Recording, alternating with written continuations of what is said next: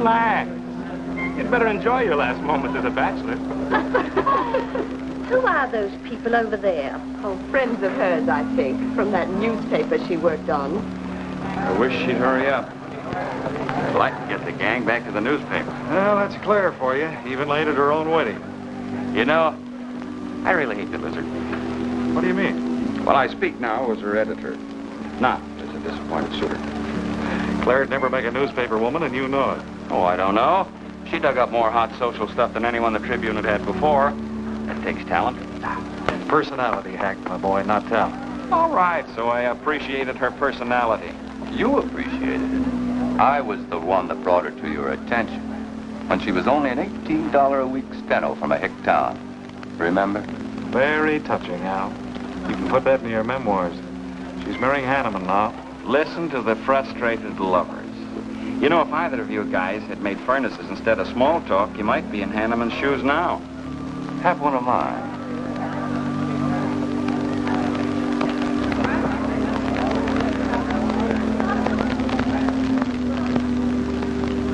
We do have memories, don't we, Les?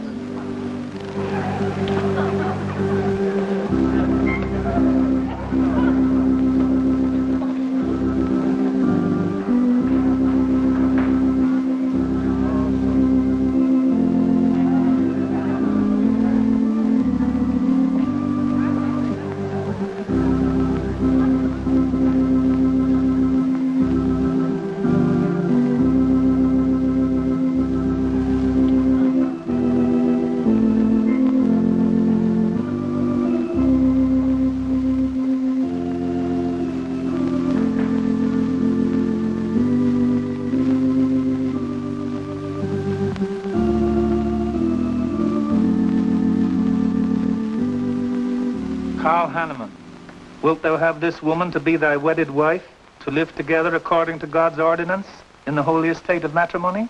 I will. Claire Cummings, wilt thou have this man to be thy wedded husband, to live together according to God's ordinance in the holy estate of matrimony? I will. I now pronounce you man and wife. You may kiss the bride.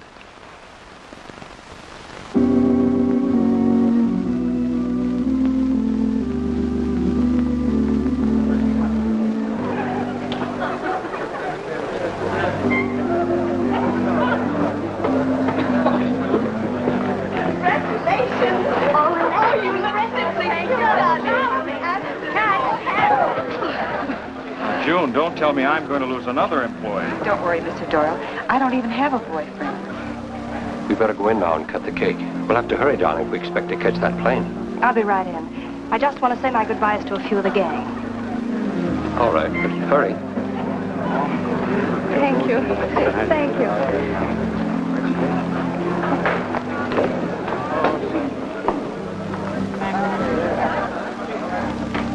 Guess who? Why did you come out here? Because I love you. Because you love me. Claire, you're crazy. Don't you know what those words meant in there? Let no man put asunder. No one can put us asunder, Les, you and me. Oh, I never could figure you out. Except that, well, you make everything add up to spell Claire, don't you? Now, darling. You're even getting a sadistic kick out of having me at your wedding, me and the others. But there are no others. Only you. I'll think about you on my honeymoon. I'll write you. Miss me, Les. I know you both will be very happy. I beg your pardon. Thank you. I'm ready with my cameras, Mr. Hanneman. I've been looking for Mrs. Hanneman. You haven't seen her, have you? I believe you'll find her on the terrace.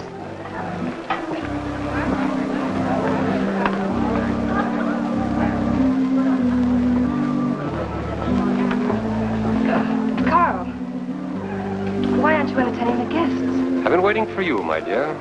I was detained. On the terrace? Don't you think you were being a little affectionate for a newly married woman? Darling, you're a great big old suspicious bear. That was only Les Burns. And? It was nothing.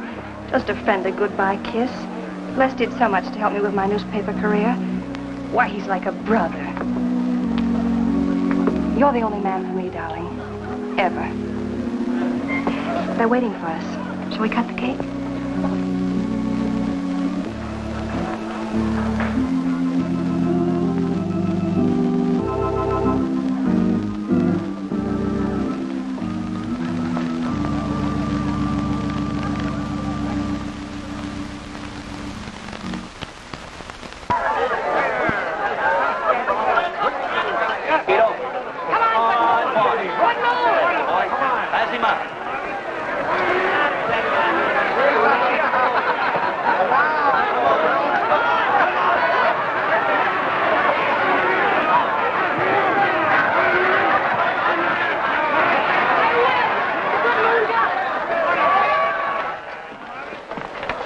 Wow. How much did he pay? $10.80. $10.80 for two. That's not bad. I win $540. Claire, you mean to say you bet $100 on that horse to win? Of course. In these places, you have to spend money to make money. You see now, I'll put $500 in the second race, high heels. Come on. Wait, that's being foolish. You're only out $100 if I do lose. It isn't the money, it's the principle of the thing. Principle? Carl, I don't understand you. With all you have. I've worked hard for what I have. Oh, I don't mean to be a tightwad. A little bet for fun is all right. But I have too much respect for money to throw it away on horses. Of course you're right. It was foolish of me to bet so much. Forgive me. Of course. Now, excuse me, I want to go cash these in.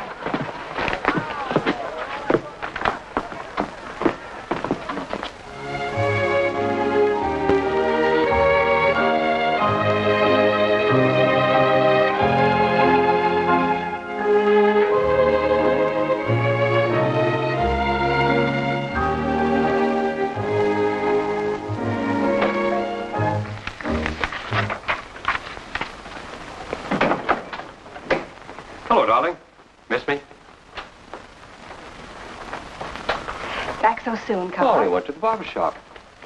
Who are you writing to? June Taylor. You remember. Les Burns' secretary. She was at our wedding. Do you want to read some of the awful things I said about you?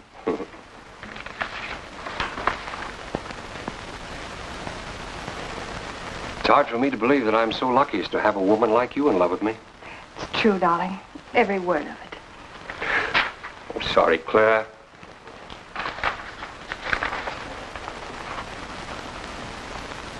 My darling Les. To June, eh? Things are beginning to make sense now. Carl, darling. So that was a goodbye kiss you gave Les Burns. Well? Well, what do you want me to say? Nothing. There's nothing you can say, I guess. I'm only glad I found out about it now. Carl, what are you going to do? I'm going back to San Francisco. We're through.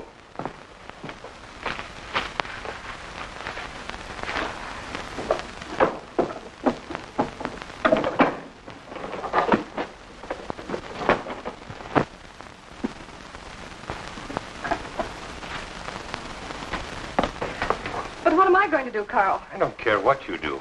But I have no money, thanks to your great generosity. There's enough for the week's hotel bill. You've got that money from the racetrack. Live on that. You'll not get another cent from me. Oh, no. I wouldn't be too sure of that. I'm your wife, Carl. There are community property laws in this state. It won't be that easy. It'll be very easy when I show this letter to the judge. And I'm starting divorce proceedings in the morning. Oh, Carl, darling, let's talk this thing over. It's so silly. Get out of my way before I forget myself.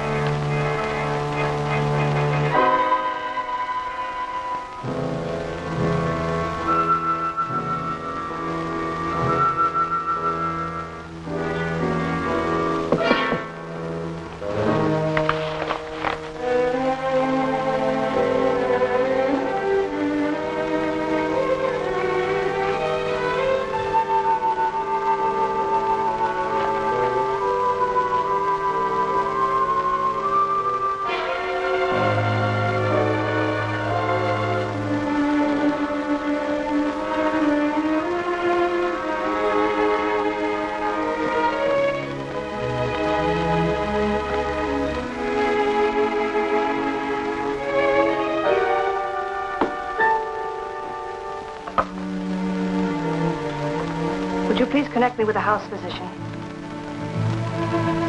Hello, Dr. Hastings? This is Mrs. Carl Hanneman, Bungalow 9. Could you please leave a prescription for some sleeping tablets for me at the drugstore?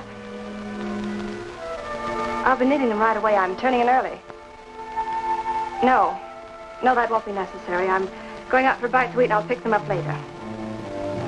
Thank you.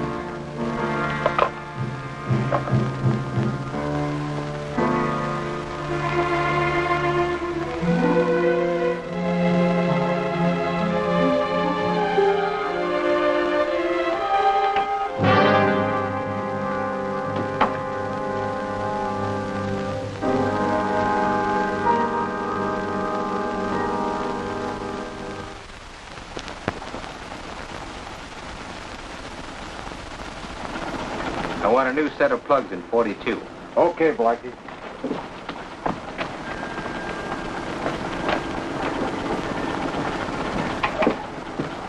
Are you Mr. Tellen? Yeah. I must reach San Francisco by tonight. I want to be back by morning. Can you make it? I can make it up and back if If what? this weather holds out and my fee is big enough. How much will it cost? $400.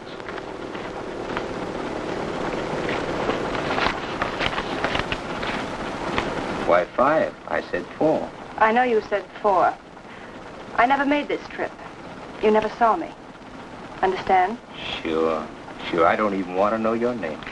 I'm glad we understand each other. Perfectly. Now, if you wait over there, we'll be ready to leave in a few minutes. Hey, Jack, roll out 41 and let's warm it up. Right.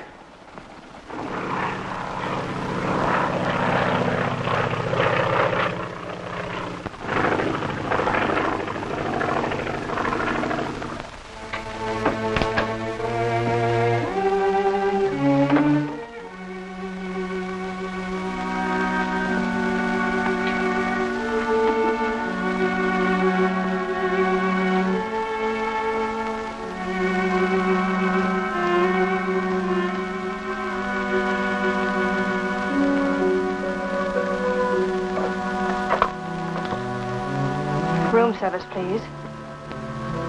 Hello? This is Mrs. Carl Hanneman, Bungalow 9. Would you please send a waiter over with the menu? Thank you.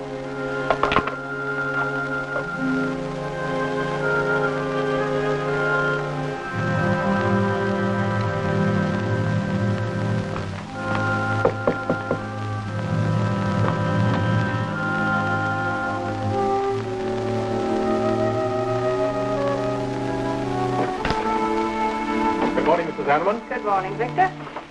Let me see. I think I'll take some orange juice and toast, coffee. That'll be all.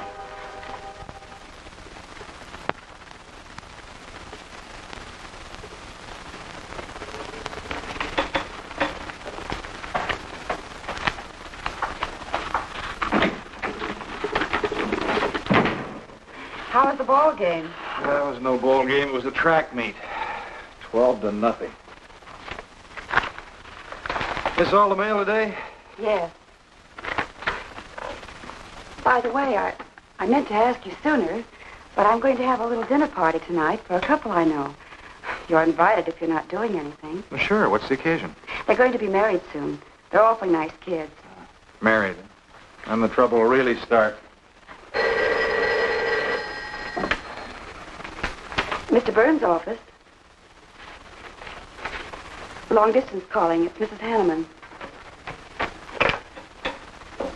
Hello, Claire. Hello, Les. I'm so glad I caught you at the office. How's the honeymoon? It was interrupted. Carl had to go back east yesterday. Business, he said. He wanted me to stay over, wait for him here. But I'm not. I'm coming back to San Francisco tonight. You think that's sensible? Of course not. But I'll see you again. Look, I want you to arrange a plane ticket for me. Reservations are so hard to get at this end. It'll be easy for you. All right, Claire. I'll take care of it tomorrow. Tomorrow won't do. I'm coming home tonight. Okay, I'll wire you back on the time. I know you'd help me. Be sure and meet me at the airport. I can hardly wait to see you. Goodbye, Les. Goodbye, Claire. June, get a hold of Hack Doyle. Have him get me a reservation on the 8 o'clock plane out of Los Angeles tonight. It's for Mrs. Hanneman. Are you planning to meet her? Yeah. Oh, I guess I'll have to cancel our dinner party tonight. It doesn't matter. Apparently, Claire can get anything she wants out of anybody at any time. Can't she?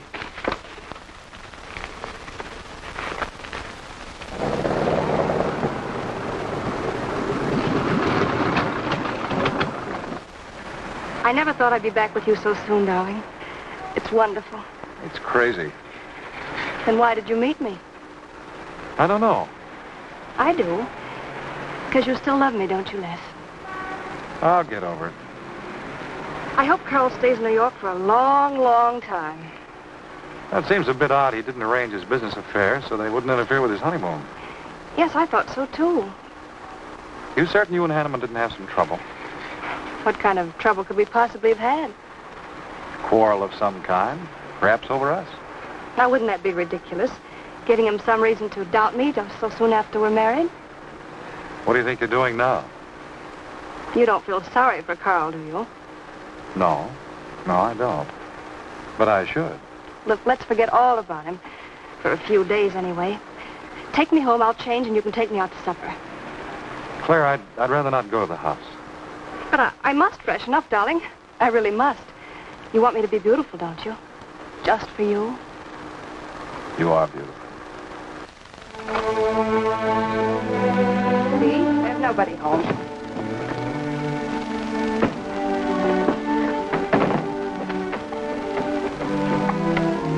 Wait in there, darling. I'll be down in a minute. Come here. Oh, darling.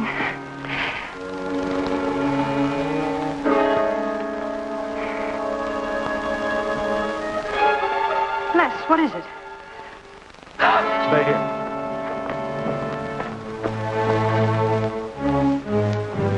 Carl.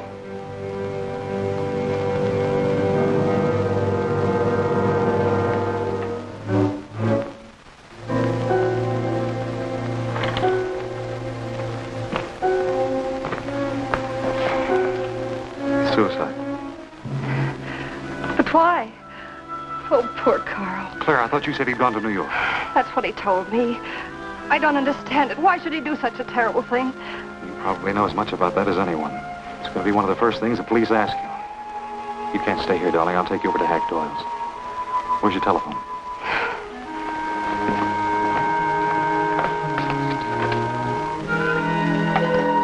Police headquarters, please.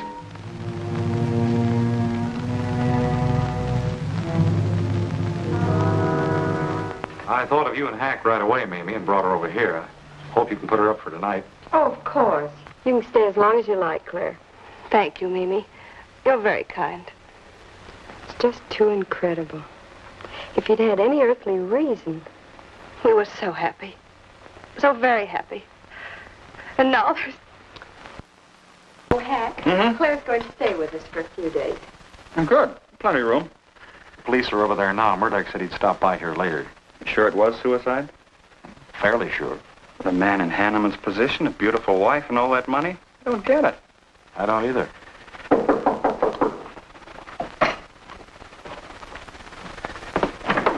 Oh, hello, Bill. Come on. How are you, Hank? Hello, Claire.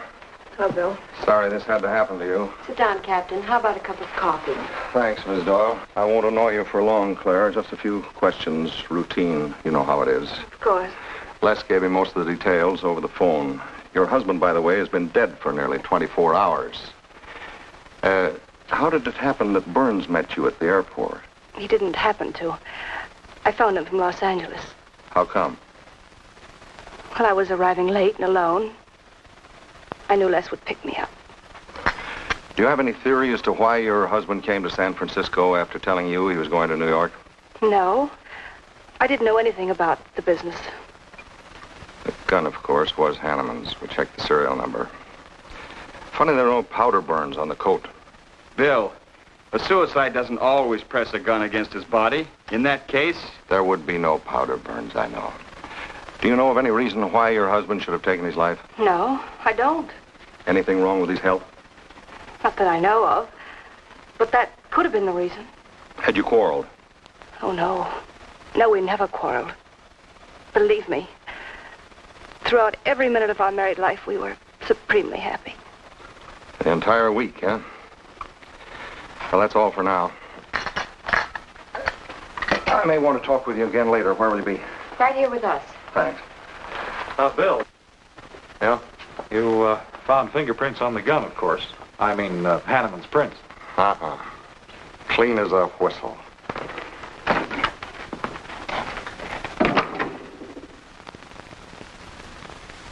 Certain, Mr. Burns, that's the position you and Mrs. Hanneman found her husband? That's right.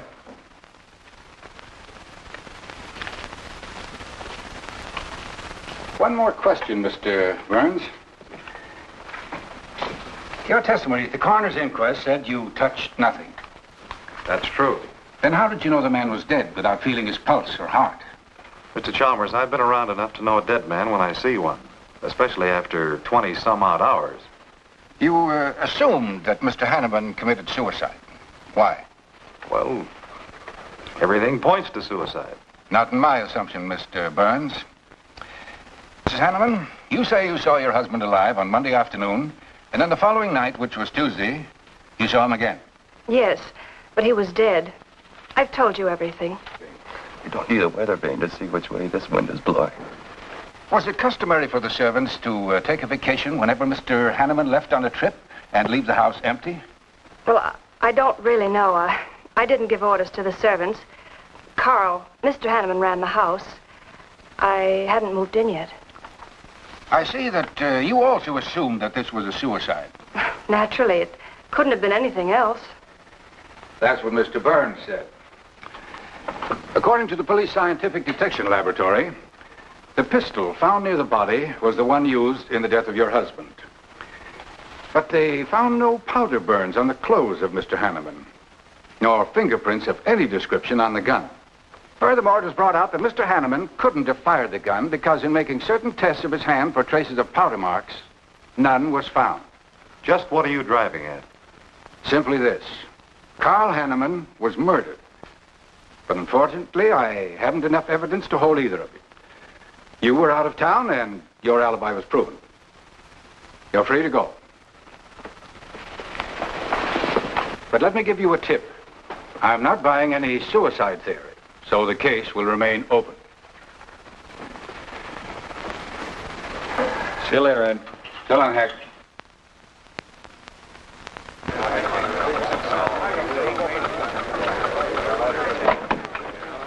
Good morning, Les. Just the guy I want to see. Yeah, about what? Oh, I've been assigned to do the follow-up on the Hanneman case. Oh, how'd you draw that? Oh, I asked for it. It'll be a dull job because there isn't going to be any follow-up.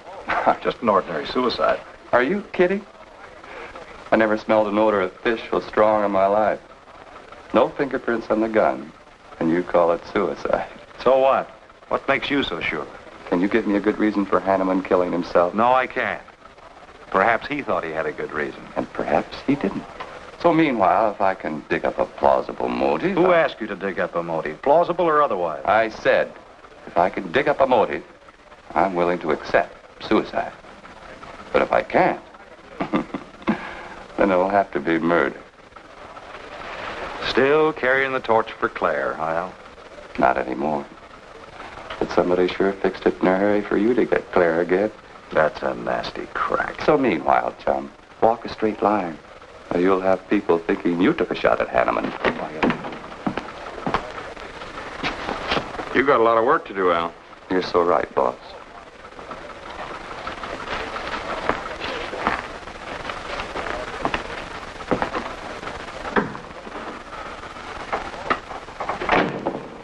Sorry, Hack. How's Claire taking it this morning? I don't know. She's still asleep when I left. Les, I'm worried about this deal. Police aren't buying any suicide theory. Is that why you put Herrick on the story?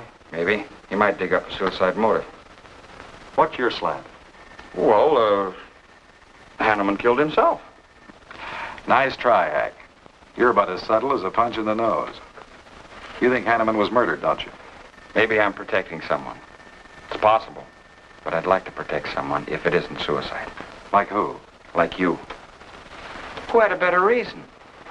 Hanneman's death meant that you'd get Claire back and $1 million odd. That makes sense to a lot of imaginative characters around this town. I don't believe it for 1 second. But I still think it's safer to sell the suicide theory if Herrick can dig it up.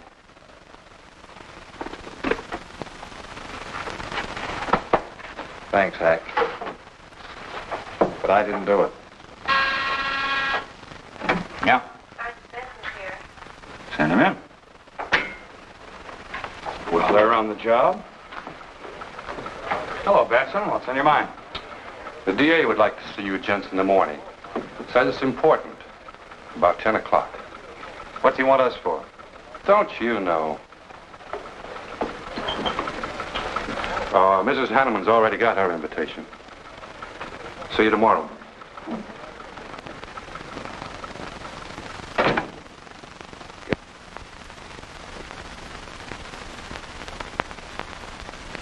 Eric really revels in pouring it on. Well, it's news. Nobody's been hurt. Yet. By person or persons unknown. Could have been worse. The DA certainly tried hard to tag it on somebody. Tell me, Hack, do you think that, well, that Claire could have shot her husband in some way? No. She was in Los Angeles the night he was killed. DA couldn't shake that, and... Good morning, everybody. I hope I'm interrupting something important. Hello, darling. You look tired. Hello, Hack, dear. Good morning, Claire. It's a pleasant surprise. What can I do for you? I came to get my job back. Starting when? No. Well, after all that's happened, don't you think you should have a little rest? Rest. Why, working will be the best thing in the world for me. It'll keep me from thinking too much about poor Carl. After all, I must carry on. My life is still ahead of me. What's the real reason? Well, I do need a little cash. I have the house and my clothes, but I just won't be able to live on the widow's compensation the court will allow me. You wouldn't want me to have to sell my clothes in order to eat, would you? Oh, no. After all, I've made other arrangements about your column. Beth Warnock's taking it over. You are still the boss, Hack. Les, darling, wait outside for me. I'll be out as soon as I've had a heart-to-heart talk with Hack. I know. You might as well say yes, Hack. I've had these heart-to-heart talks.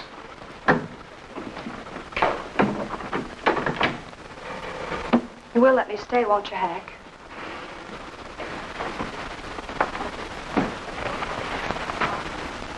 Yes, but I was hoping you wouldn't ask it. You are a darling. Listen, Claire, you stick to the job and no playing around. There's enough trouble here now without you adding to it. I don't know why you talk like that. I'm serious about it, Hack. I'll work hard. For your sake, I hope you do. You are a dear. See you later.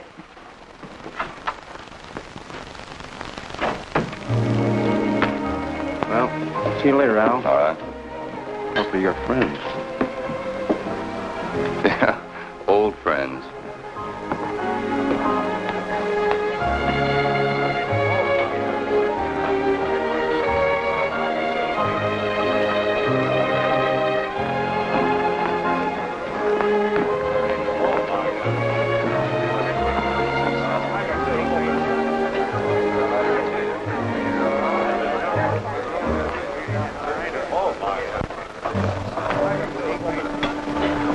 Two martinis, please. Chicken salad? Fine. Chicken salad for two. And coffee. Les, do you know a good lawyer? Yeah, why? Well, I need one to handle Carl's estate. What's the matter with Hanneman's regular lawyer? Ah, he's an old fuddy-duddy. I want someone whom I can trust to take care of my interests. Well, you might try Lawrence Carson. He specializes in probate work. Carson? Good. I'll call him tomorrow.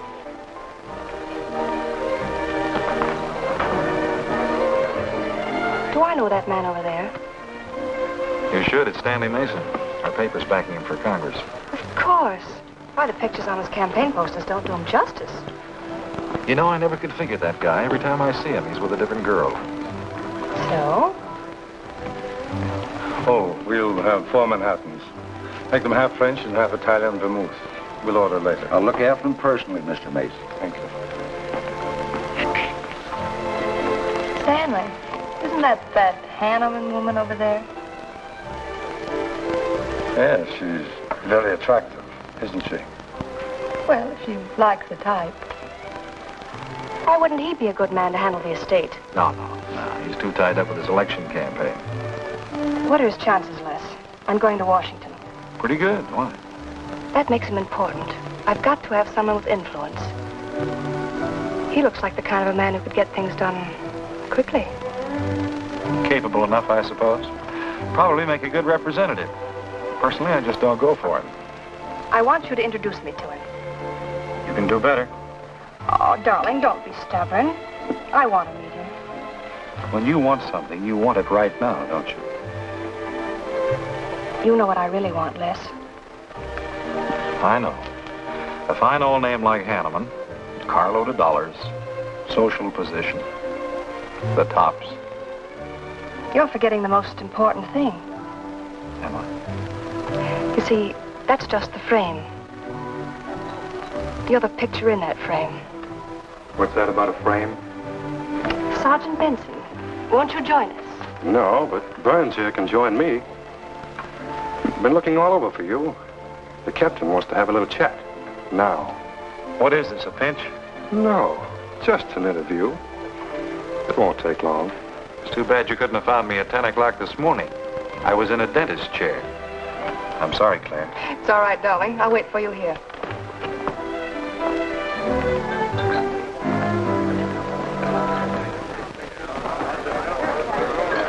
Violet.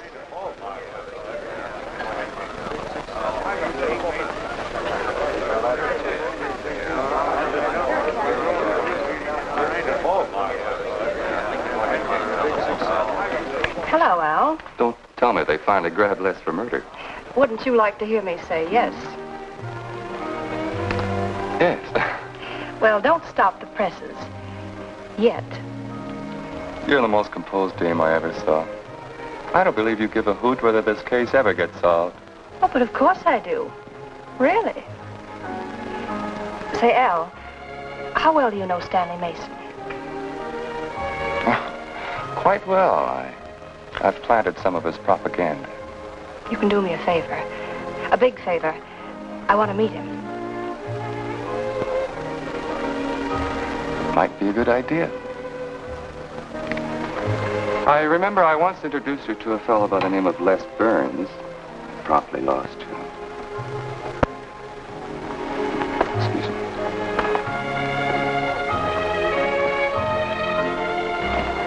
Stan, how are you? Well, hello, Al. Say, I have a young lady over here I'd like to meet you. Just take a minute. Well, all right. Excuse me? Excuse me. Claire, this is Stanley Mason. Mrs. Hanneman. I'm so glad to meet you, Mr. Mason. How do you do, Mrs. Hanneman? Won't you sit down? Sorry, I can stay but a minute. I know you think me rather forward, but being an attorney, you can understand my predicament. I'm desperately in need of someone to administer my late husband's affairs. I thought perhaps you could help me.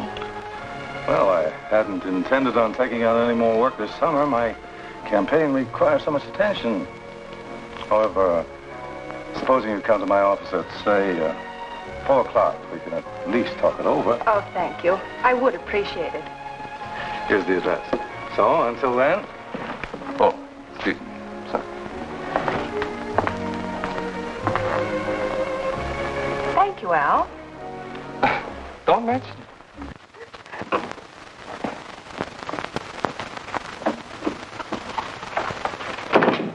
I found him, Cap. Right where I expected. With the grief-stricken widow. Only if she's grief-stricken... Skip it. Bless my boy. Have a seat. Last time it was hello, Burns. Today it's Les, my boy. What do you want?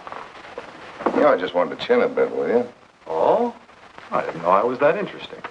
You live out in the Hanneman neighborhood, don't you? No, and you know it. But you go out to that neighborhood quite often, don't you? Yeah, so what? To visit friends. Oh, sure, that's right. There's Hack Doyle and his wife, June Taylor. Say, there's a clever little girl, huh? Your secretary, huh? Since when have you become so interested in my secretary? I thought you were a happily married man. Weren't you out in that neighborhood the night Hanneman was shot? Monday night? Uh-huh. No, I wasn't. I played gin rummy with the boys in the press room. Went home to bed about 10 o'clock. He read the testimony, did the checking. Come on, Murdoch, what's on your so-called mind? Funny, we can't find any record of where you were between 10 o'clock and 8 the next morning when you had breakfast at Drake's coffee shop. Nobody saw you around your apartment house. Nothing so strange about that. People in my neighborhood mind their own business. I spent the night sleeping. You got an edgy temper today, Les. Aren't worried about anything, are you? I'm annoyed. Until you and the DA get this thing settled, nobody will get any rest. We may have the answer quicker than you think. The police expect to apprehend the criminal within 24 hours. Shall I quote that? You can write out the gags, Burns. You've been crazy about Claire for a long time, haven't you? That's right. You thought she was going to marry you. Then she married Hanneman. That must have been quite a jolt. I won't deny that either. So you must have been pretty sore at Hanneman for beating your time. All right, I suppose I was. You know, Burns, you've given out with all the motives a man needs for killing another. You don't need motives, Murdoch. You need evidence. Evidence? You just told me that you weren't near the Hanneman home last Monday night. I wasn't. And how do you account for your cigarette case being found on the Hanneman garden, still wet from Monday night's rain? I don't have to account for anything. To throw cold water on your mastermind, I tossed that away right after the wedding. Anything else you want to know? No, that's enough. Next time, be more careful when you talk to the captain. Listen, Mr. Benson, if I've hurt the captain's feelings or yours, arrest me. Then I can sue and you'll be back writing tickets for jaywalkers.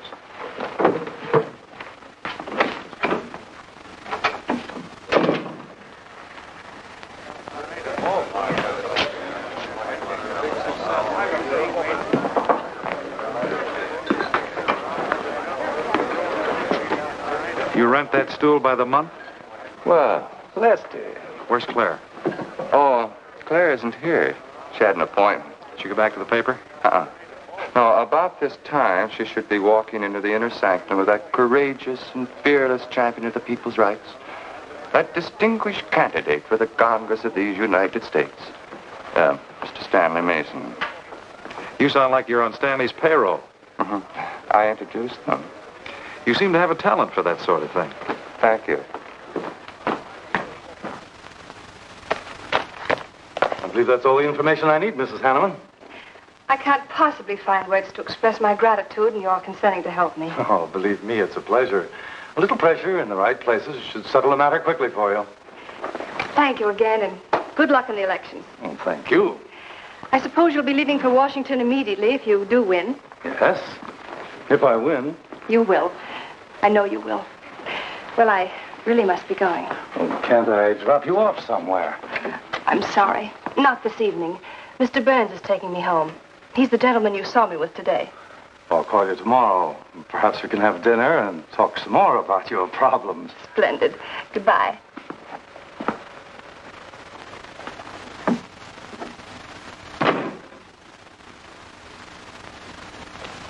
Look, Claire, don't you think you ought to stay over at Hackdale's a little longer?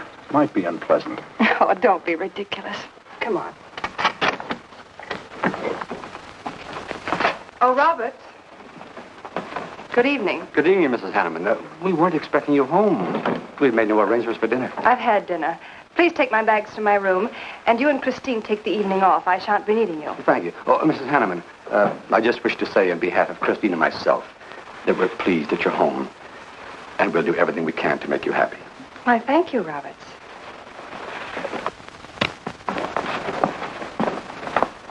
Well, come in, darling. You aren't afraid of Carl's ghost, are you?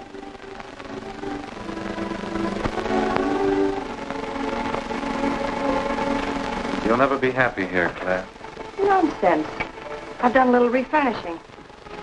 Well, that ought to help a little. Les, what did Murdoch want with you?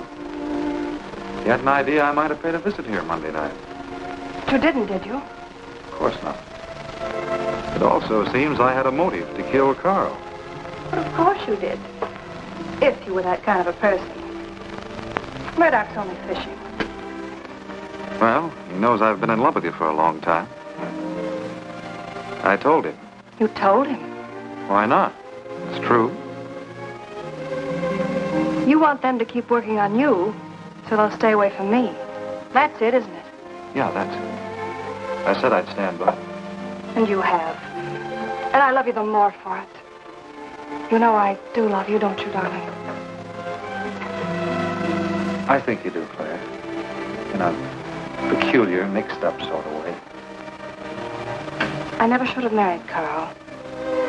I didn't really love him, but he offered so much. Things I never had. But that's all over now. No, it's not all. And it won't be until they find his murder. They will.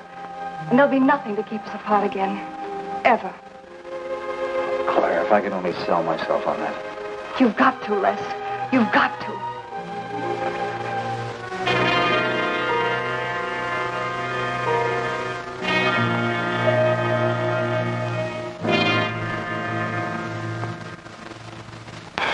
That little tidbit straight from the horse's mouth brings us to the 3:00 mark for today.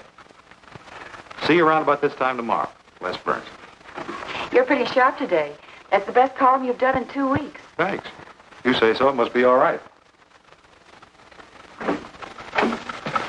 Hi, pal. Hello, Harry. Hear about your girlfriend? They dragged her in this day, Emma. Murdoch and the DA gave her quite a going over. No use charging to the rescue, Les. Stanley Mason already beat you to it. What do they want with her, Al? Well, it seems they had a hunch Claire made a fast round trip into town the night her hubby joined his ancestors. Seems they thought her alibi about being in L.A. the whole time was the bunk. Oh, that's ridiculous. Oh, is it? Well, you'd know more about it than anyone.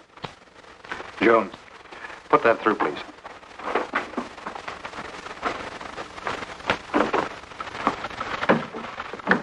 Okay, Al. You're so much smarter than Murdoch. Spill it. Oh, I'm not saying I'm smarter. But I do know Claire better than he does. And I know you. Meaning what? Claire never lost any interest in you. Before, during, or after her marriage. And that doesn't prove it happened. With all that wampum at stake, this whole thing could have been planned weeks ago by both of you. I'm fed up with your dirty cracks. Now get out! Wait a minute. Look, Junior, one of these days I'm going to be too late and you're not going to have any teeth. Mm-hmm. You're so right, boss.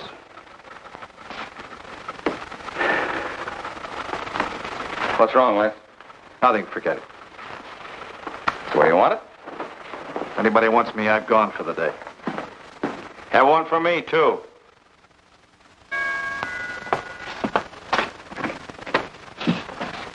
Where's Miss Hanneman? I gotta see her. Is she in?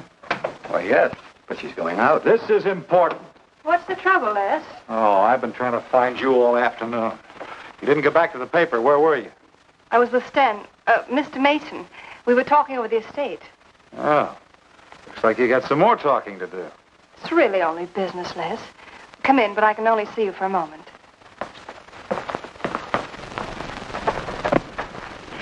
You've taken on quite a package tonight, haven't you, Les? Well, I've had a few drinks. Sitting over at Bernhard's. Been thinking things. Crazy things. About me? Yes, you. Murdoch and the DA asking you all those questions. It's nothing to be disturbed about. I'm not so sure. Why do you say that? Were you in this room Monday night? What? Why, you know I wasn't. I don't know anything. But I wouldn't lie to you. Have I ever, Les? Claire, there's only two people could have profited by Hanneman's death. I'm one of them. You're the other. Why, how dare you come in here accusing me? You only married Hanneman for this. You've admitted it a dozen times. But I didn't kill him. How can you even think it? I didn't kill him. I didn't say you did. But if you know anything, you've got to tell me. Were you in this room Monday night?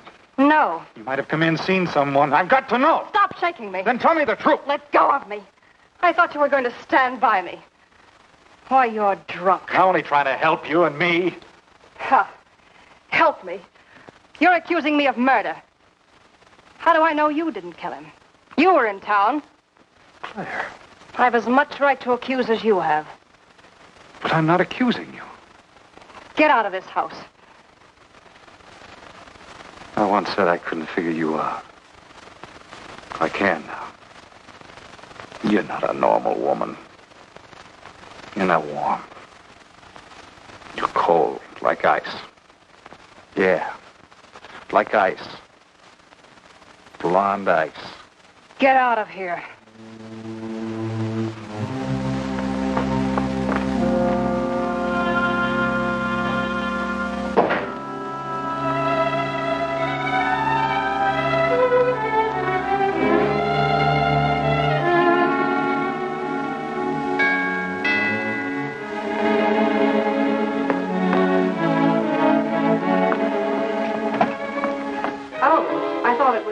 Hello, Mrs. Hanneman. I don't believe I know you. Sure. Sure you do. Let me come in. We can talk better inside. In there.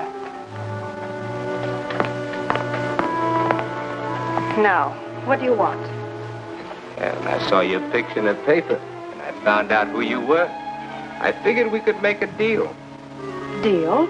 I was going to call on you last night, but you had company, and I had to see you alone. What kind of a deal? Seems that plane ride last Monday night returned big dividends. I paid you to forget me. I thought I could trust you. Sure you can trust me. But it's hard to forget murder for any $100. Why, you dirty double... I don't like that word. All right, we'll forget what happened to Hanneman. I'll go along with you on that suicide story. That is providing there's a little consideration of, let's say, 50 grand.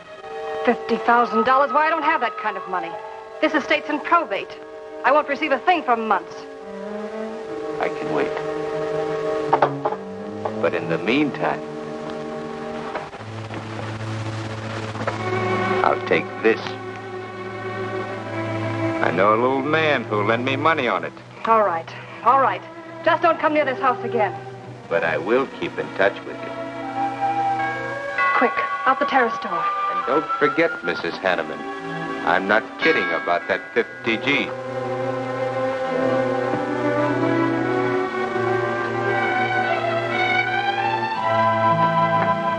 I'll get it, Roberts. Yes, ma'am.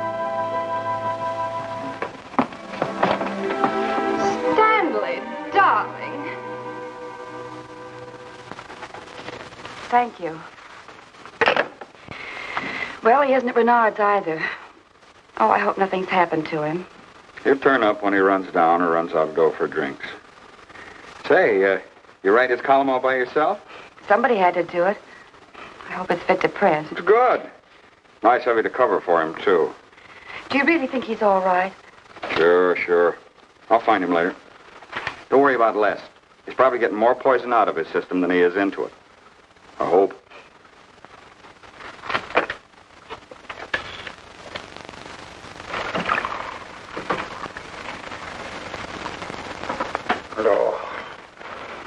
Oh, June. Oh.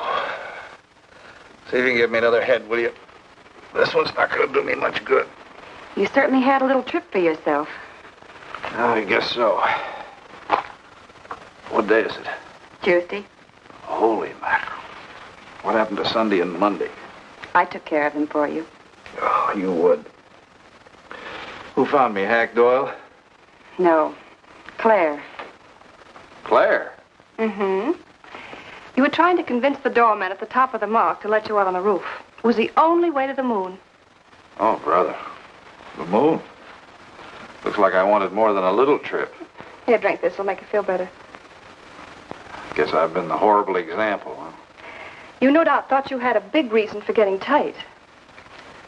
Yeah, I had to get away from something. Something wasn't good for me. Have any luck? I don't know.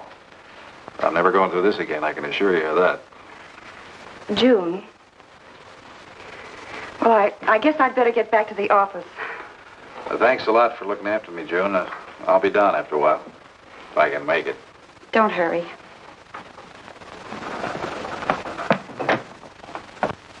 Les, I wonder which hangover you'll recover from first.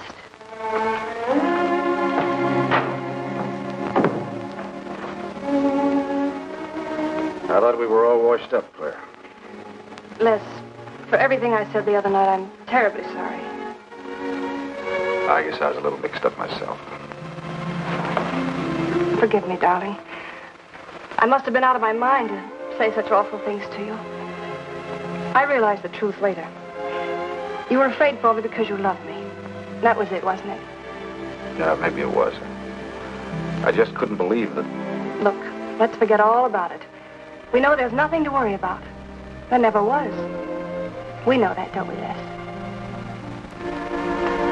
Sure, Claire. Sure. Oh. to our new congressman. May your career be long and successful. Thank you, darling. Jeff, but aren't you both a bit early? I only wish I could be as sure of my future in psychiatry as you can be of your future in Washington. Doctor, you were analyzing me at dinner, the workings of my mind. Do go on. It's very interesting. I've never been psychoanalyzed before, and your deductions amaze me. Claire, I warn you, if Jeff continues, he'll have you convinced you're batty. Simply because your father ran away with another woman and your mother was relegated to hard work. Stanley doesn't quite believe in the powers of psychoanalysis, Mrs. Hanneman. But if either of you could spend a day in my office listening to some of my patients, you'd see the logic of my deductions. Or any psychiatrist's, for that matter. Oh, don't mind Stanley's cynicisms, Doctor. Yes, Robert? Telephone for Mr. Mason. Excuse me. Certainly. I was telling you at dinner that I believed that money, clothes, adulation, etc. was a necessity with you. That some people are impelled towards an objective without even consciously knowing why. Is there something criminal in my being ambitious? Why, no. Criminal? Of course not. Unless your ambitions take a perverse form. Then you'll stop at nothing, right or wrong, to get what you want. They say the female of the species is deadlier than the male. Go on, Doctor. Sorry to interrupt, darling. It was my campaign manager. He arranged a last-minute radio interview for tonight. I'll have to leave. You can drop me off downtown, Stanley. I'll get my coat. All right. You forgive me, darling? Of course, honey. I'm so proud of you. Oh, I almost forgot the good news. I had lunch with the DA this noon. It looks like Hanneman's murder is going to be filed away under crimes unsolved. It's their opinion that it must have been done by a burglar. Oh, I'm so glad, really. Now I'll be able to go with you to Washington with a clear conscience. Say, you haven't told any of your friends about our plans, have you? Oh, no, of course not. Good. We'll surprise them tomorrow night. Yes, we certainly will. Ready? Yes, thank you.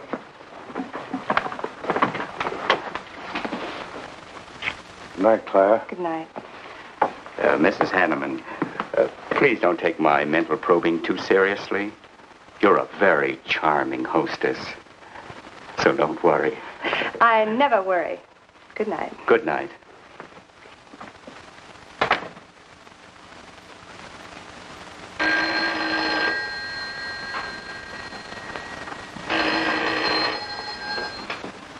Hello? Yes, this is Mrs. Hanneman. That's all right, Roberts. I'll take it. Hello? Who? How dare you call me here? I had to. I'm in a jam. I need some dough, and you've got to help me. The estate isn't settled yet. I told you I don't have any money. Don't give me that. You're a smart girl, and if you haven't got it, you know where you can find it. I need at least a couple of grand now and tonight, or else I go to the cops. I got nothing to lose. I have about $700 cash in my jewelry. All right, bring it along. Meet me at the end of the Old Valley Road. Be there in 20 minutes.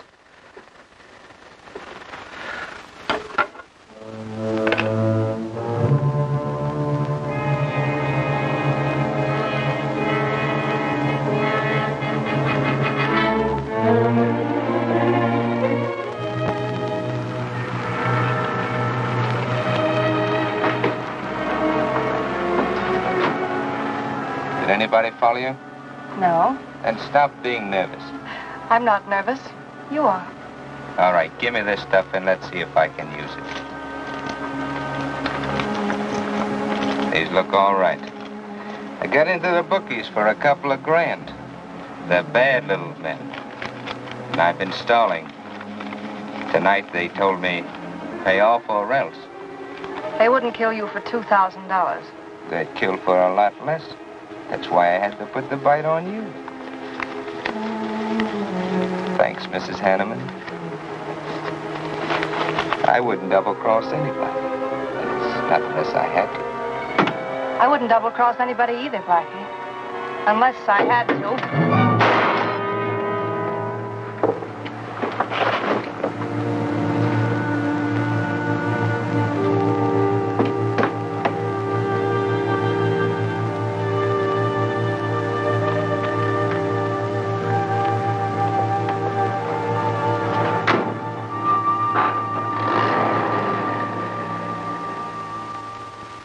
The first returns have been received from the 12th precinct. Mason, 311. Jeffers, 282. And Allen, 91. That just about cinches it. If I can do that well in the 10th, I can carry them all. My gratitude, Doyle. Without your paper in back of me, I wouldn't have had a chance. Think nothing of it, Mr. Mason? We're glad we backed the right man. Well, it looks like you're in, Mr. Mason. Congratulations.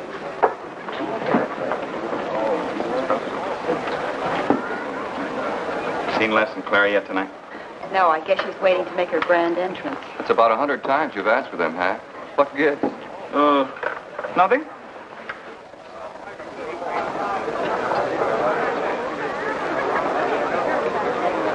Mr. Doyle, looks like we have a new congressman. Yes, it does. I'm sure he's going to be a good one. I hope so. We backed him. Hello, Claire. Hi, Les. Hi, Hank. Oh, good evening, Claire.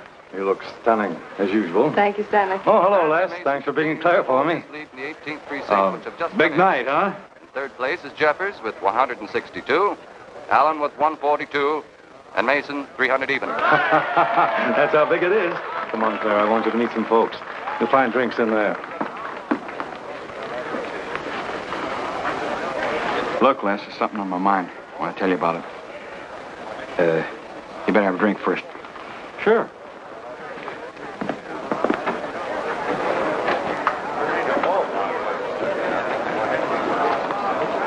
Hi, folks. How's the brawl? Well, at least the liquor's good.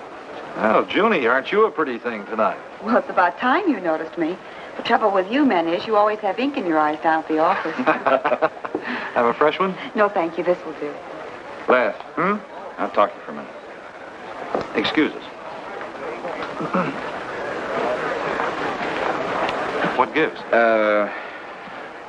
Did you come with Claire tonight?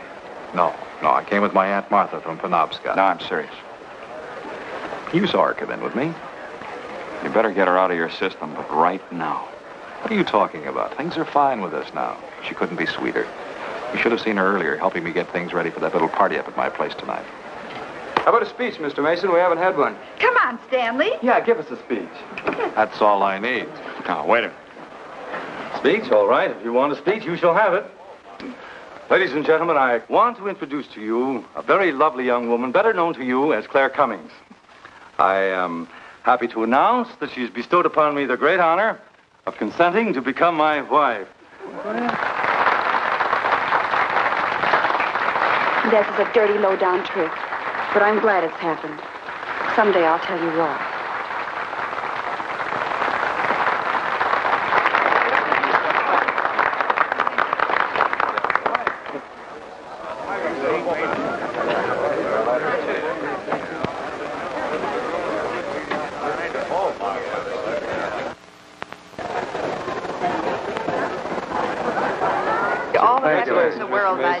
That was quite a speech you made, Stanley. Surprised, Jeffrey?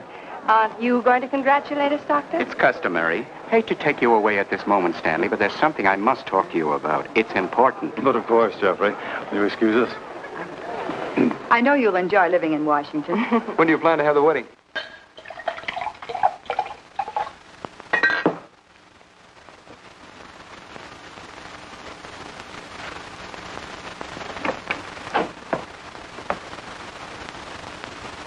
Don't look at me like that, darling. And what are you doing here? I wanted to see you alone. Sure, not a husband in sight. Dead or alive. I didn't have a chance to explain. No one can put us asunder, Les. You and me. It was more effective last time with wedding music, remember? Oh, you're cruel. I didn't mean to hurt you, and you are hurt, aren't you? That's how much you bother me now. Not a quiver. What about your heart? Claire Cummings, Hanneman, Mason. If this keeps up, you won't be able to get your initials on your silverware. I can't help it, Les. I do love you, but you could never give me the things I must have. Money, importance. With me, they're a necessity. Oh, stop it, Claire. You're like a poison. Take a little bit and you're finished. But too much becomes an antidote. All right, darling. But if we've really come to the end...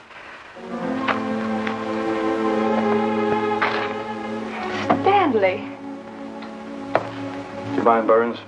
I'd like to say something to my fiancée alone. Not at all, Mr. Mason. Not at all. Go right ahead.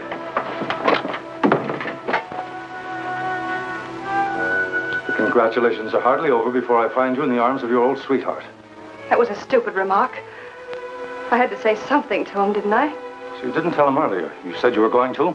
Well, I couldn't find the words. Is that why you're angry? Oh, darling, let's not quarrel. We can do that after we're married. There isn't going to be any marriage. What are you saying? I'm afraid we've made a mistake. You can't mean that. What'll my friends think? I couldn't stand the humiliation. Oh, you'll get over it quickly enough, as quickly as you did your other marriage. Why are you talking this way? What did that phony doctor tell you? That's not important. We've made a mistake. Now let's forget it, shall we? But you can't throw me over. I've looked forward. I've planned. You're taking me to Washington with you. Away from these people, these memories. I've got to go with you, Stanley. No, I'm sorry. It's final. You ought to see a doctor, Claire. A doctor like Jeff. I'll look for you at the party after he talked to me. I merely wanted to ask you something. Doyle told me where I'd find you, but I didn't believe him either. But finding you here proves many things. You're not well, Claire. All right. I didn't mean to crack up. At least we could have a farewell drink together. No hard feelings, really. Why don't you fix some for us? I must say you're being regular about it.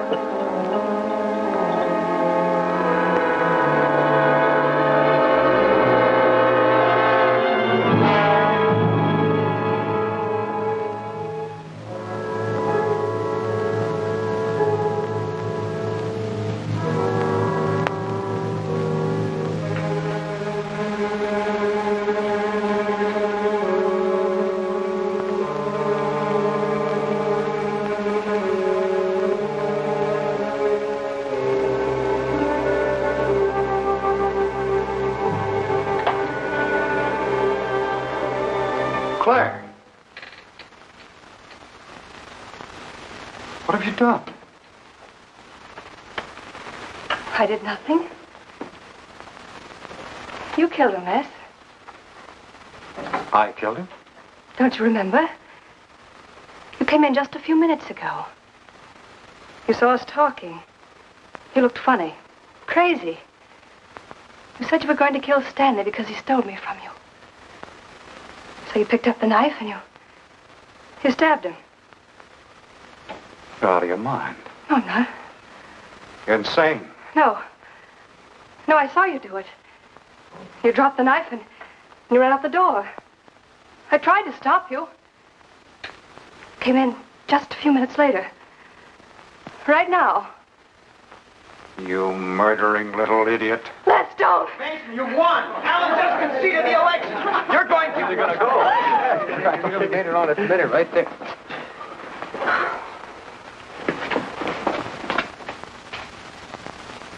So you see, Doctor, the evidence is really stacked against Les Burns. I and the others feel that he's absolutely innocent. Now, I asked you down here to see if there wasn't something you could do to help us prove Les is innocent and Claire's guilt. Because just as sure as my name is Hack Doyle, she's framed him. I agree with you 100%. I am positive that Mrs. Hanneman killed Stanley. But because of her testimony and finding the knife in Les's hand when you arrived at the scene, the police could come to only one conclusion. Surely there's something you can do to help him. He's innocent. I know he is. Look, you were once connected with a big city police department. Then you must have run across cases of this sort. I know now that Claire Cummings is a nut if I ever saw one. Yes, you're right, Mr. Herrick. I'll at least have a try at it. I'm just as interested in finding Stanley's murderer as you are in proving Mr. Burns' innocence. Now, I have a plan that might break her down.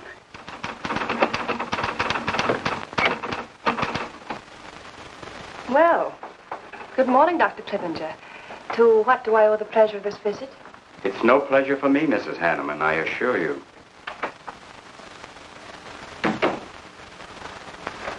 I just came to ask one question. Why did you kill Stanley Mason? What? How ridiculous you are, Doctor. Am I? You see, I had a talk with Stanley last night concerning your betrothal and advised him against it. It's safe to assume that when he came to tell you there wouldn't be any marriage, you killed him in a fit of anger and then concocted a story to implicate Mr. Burns.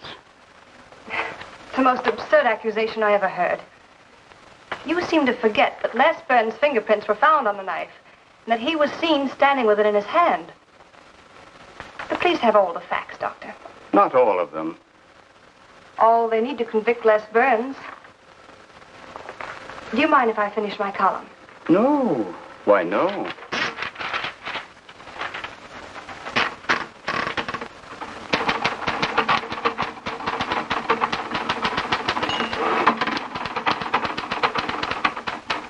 I suppose you'll tell the police I killed Stanley and give them that fantastic story to back up your accusations. It won't sound so fantastic to them, Mrs. Hanneman. I discovered one or two other flaws in your story. They'll laugh at you. It's insane, absurd. Oh, you're wrong.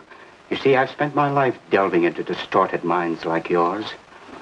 I worked for the police for many years as a consulting psychiatrist.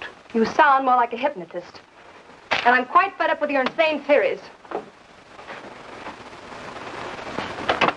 Now, Doctor. Looking for something, Hank? Police are on their way. Police? What for?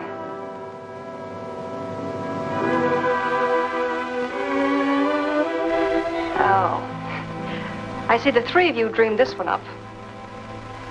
Well, as long as you're going to have me arrested, you might as well read my last column.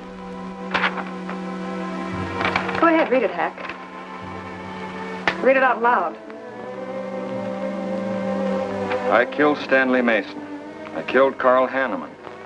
I killed Blackie Talon. You didn't know about Blackie, did you? You hid that story on page 5. Unsolved robbery and slaying. I killed Stanley Mason because he no longer wanted to marry me. Stanley Mason was the top of the ladder for me. The top rung. I had money. And now I was going to have position. He was taking me to Washington with him. I could leave then without making the police suspicious. Clever of me, wasn't it? Why did you frame Les Burns? Why? Because he caught me with blood on my hands. Because at last even he had discarded me. I never loved any of them. You, Al, Hanneman, Mason. But Les, I wanted to hang on to him. He was of no use to me, but I couldn't let him go. Maybe I did love him. Hello. Miss Cummings? No, she's out. I'm glad you confessed, because you never could have gotten away with it much longer. I would have, but to per you, Dr. Clippinger. You with your slimy scientific snooping. As soon as you came in, I realized it was you who turned Stanley Mason against me. You sent him to his death just as much as I. Sit down, Claire. Why, but for you, I'd have everything I ever wanted in life. I hated you because you were the first man who ever saw inside my mind. And I'm going to kill you. Let go of my arm!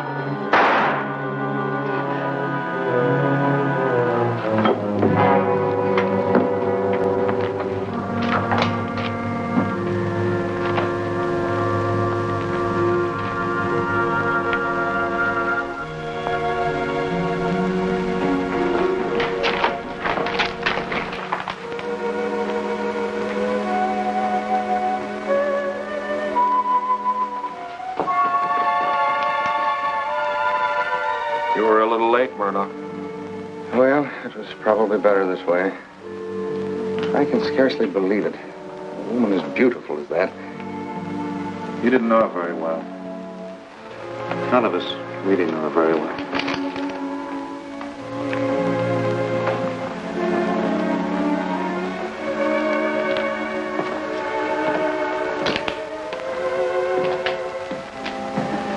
She wasn't even a good newspaper woman.